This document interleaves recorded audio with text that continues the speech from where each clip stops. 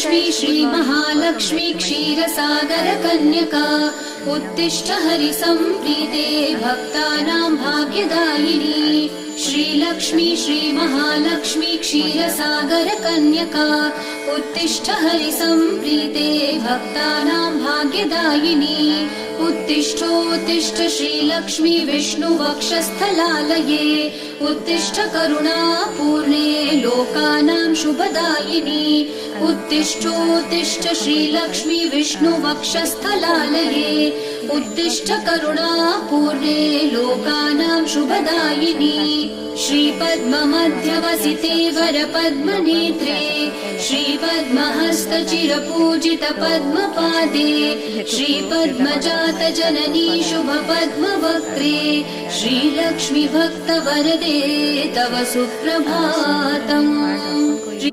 আৰু আসলতে আমাৰ বিয়াখনো ইয়াতে হৈছিলে, লক্ষ্মী মন্দিৰতে হৈছিলে। যিহেতু এবাৰ আমাৰ বিয়াৰ 10 বছৰ সম্পূৰ্ণ হ'ল, সেয়ে ভাবিলোঁ মন্দিৰলৈ যাই মাৰ দৰ্শন কৰোঁ, মাৰ আশীৰ্বাদ লওঁ বুলি।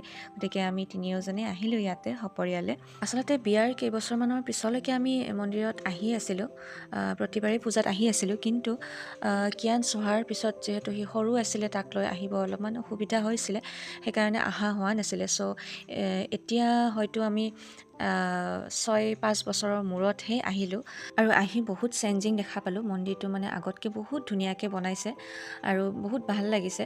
আৰু এয়াই হৈছে আচলতে আমাৰ অসমৰ গৌৰৱ, নহয়নে বাৰু? অসমৰ সকলো ঠাইতে ইমান ধুনীয়াকৈ মন্দিৰবোৰ বনাইছে, দেখিলেই এবাৰ দৰ্শন কৰি আহোঁ যেন লাগে।